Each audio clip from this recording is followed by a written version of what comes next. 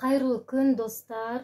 Сіздерде осындай жұмсақ әрі тез, пышный болып пісетін хачапури дайындағыларыңыз келсе, сіздерге ол үшін творог, сыр және де айран болса болды. Қалғаны май, тұз, қант, ұн дегендер үйден-ақ табылар.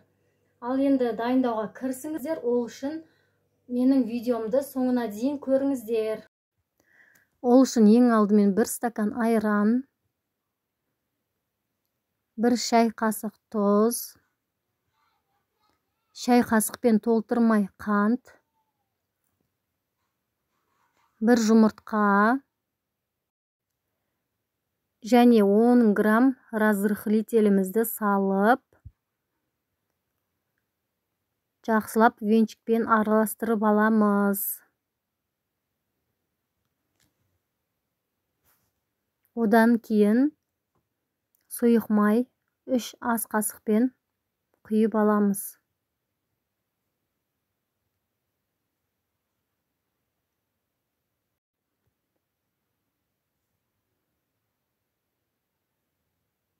Араластырып аламыз. 450 грамм ұнды 2 бөліп саламыз.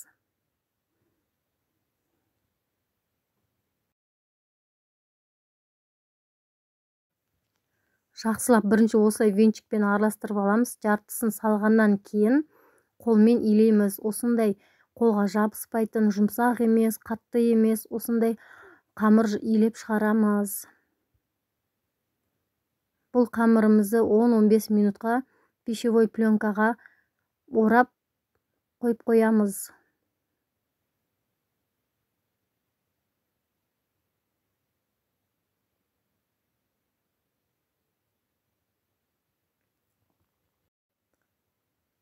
Ал салмасына келетін болсақ, салмасына творог, сыр, 1 жұмыртқа, тұз. Сырымызды теркадан өткізіп аламыз. Сырды творогқа салып, үстіне 1 жұмыртқа, ас қасықпен тұз толтырмай саламыз. Қолмен жақсылап араластырып, езіп тұрып араластырып, осындай домақ шарик жасап 4-ке бөлеміз.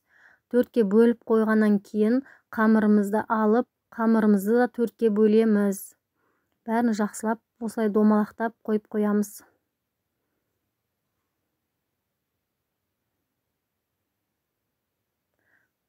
Қамырымыз демалып болғаннан кейін жая бастаймыз. Қатты жаймаймыз. Осылай қалың жайып болғаннан кейін жаңағы салмамызды салып, қамырымызды жабыстырамыз, бір-біріне қайттан жабыстырамыз.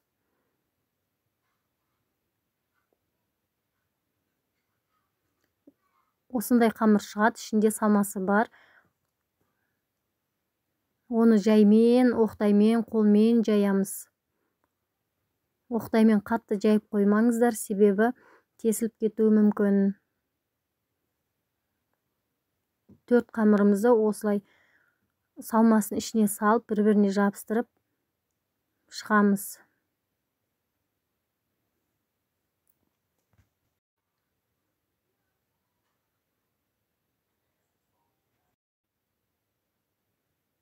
Төрт қамырымызды бәрін осылай дайындап қоямыз.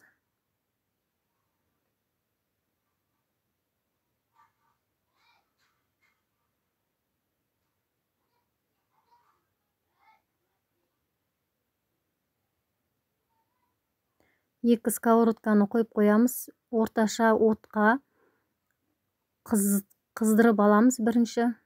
Одан кейін қамырларымызды саламыз.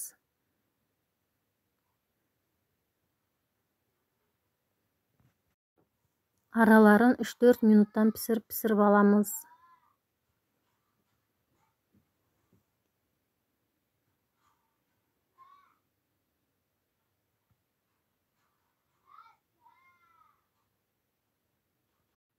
Дайын болған әрбір хачапуриімізді ыстық күйінде сары май жағып шығамыз. Арғы бетіне, бергі бетіне де осылайынан жағып шығамыз.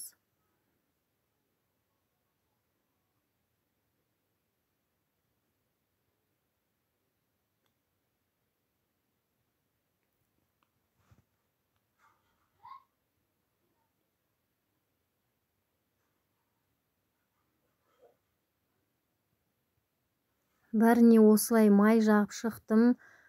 Хачапурилерім бәрі дайын болды. Сіздерге ұнап жатса лайк басып комментарий қалдырып кетіңіздер. Келесі кездескенше сау болыңыздар.